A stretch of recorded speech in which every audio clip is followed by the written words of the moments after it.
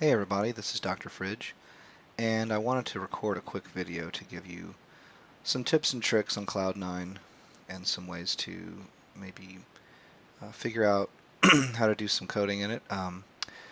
First thing I wanted to mention over here is that this is your workspace.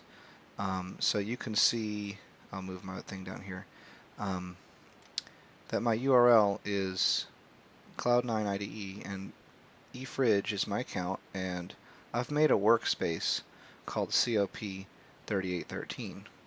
If I go into the Cloud9 dashboard here, I'll see that I can have different workspaces, and you really only need one workspace to get the job done in Cloud9.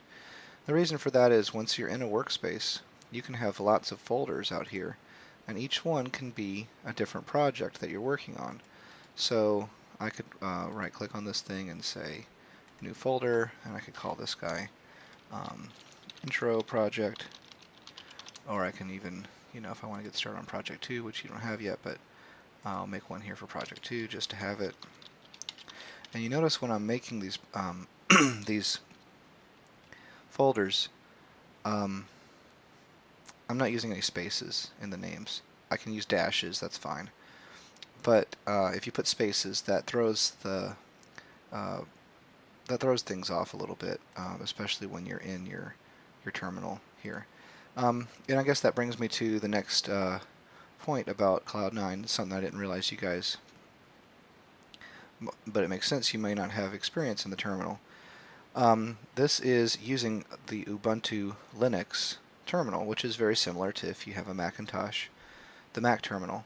And in the terminal you can do things like ls, and that is going to list out all the folders you see. So you see here, this lists out all the different folders that I've got.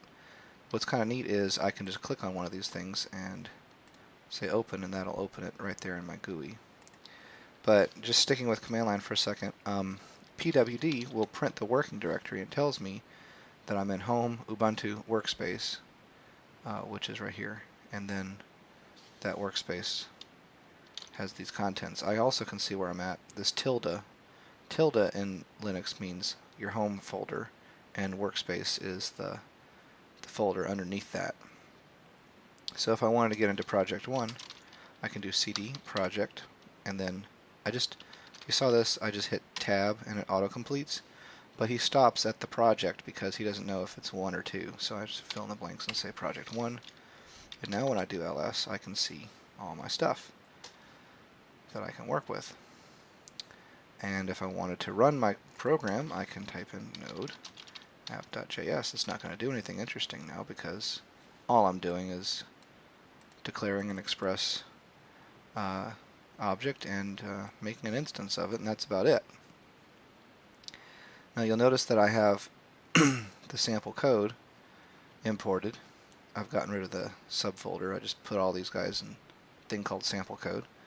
So your mileage may vary on that, but if I want to get into the sample code, I have to do cd space ... and that goes up one directory, and I'm back at the root of my workspace folder, and I can go into sample code, cd sa. If I hit tab, it auto-completes sample code, and I can come in here now and see all my chapters. So if I go into chapter, hang on, let me bring my thing down a little bit. Now you can see what I'm doing. Chapter 3. Oops. Okay. There's chapter 3. I'm in there, and I can hit ls and see all his stuff. Now you may remember the first thing I need to do is do npm install. And I've already done that, so nothing new is going to get downloaded, but that's something you have to do for at least one time if you're going to try and run his code. And I can then do node metalark.js, and that'll run his code. Now you notice it says press Control-C to terminate, and that is very important. You just hit Control-C, and that will quit any node program. Pretty much any Linux program, actually, Control-C quits that. So that's, sorry for the coughing, I'm fighting a cold. So you hit Control-C, and you can get out of the program If you want to run it again, you press the up arrow. The up arrow, see how he remembers all the different things that I've done? So I just hit up, and Node Meadowlark.js is there again. I could just hit return, and it fires up my program. And now this express started on blah blah blah doesn't quite work. In fact, if you tried to go there, localhost wouldn't work because that's your computer. So instead, what I recommend most folks do if they really want to run that program is they come into Meadowlark and you click the Run button here. And that is going to use the Node Runner built into Cloud9. And it does the same thing, but it does a couple of other important things. It runs the debugger, which we won't learn about until a little bit later. But it's important because it tells you it's running your program at your workspace dash your username .c9users.io. So if you go open that, you'll see the thing running.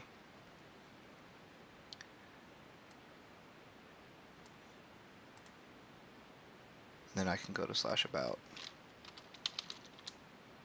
Okay. Hit reload and all kinds of stuff will happen. So if I want to stop that, I can hit stop. If I want to reload the app, hit reload.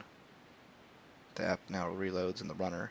The runner is a separate little program running in a separate tab down here. And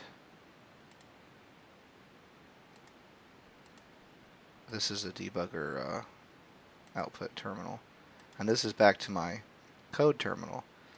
So you can come over here and hit stop, and that'll stop it there too. I just wanted you to know that that's different than your terminal. This guy is a runner. I think you can turn on and off debug right there. So if you just want to run him without debug option, you just turn off the bug. And you notice that he's running without debug going. So we'll talk about debug a little bit in the future. And that's pretty much how to run things and edit code. If you want, you can click on this and bring him up and down. You could click that to get rid of it altogether. But then you'd have to say, oh well, you know, where's my console? So you just do view console and he comes right back up. That button makes him full screen. So, and you can actually have more terminals, stuff like that. A couple other things you can do. If I wanted to here, I can split the pane into 2 rows, or I can do split the pane into 2 columns, have my code side by side. So there's a lot of fun stuff you can do in here. But mostly what you need to do is just understand how to basically get into an editor and start editing. And in my next video, I'm going to show you guys how to take Chapter 3 and get it ready to start turning into Project 1. But this has been Cloud9 Basics. Have a great day.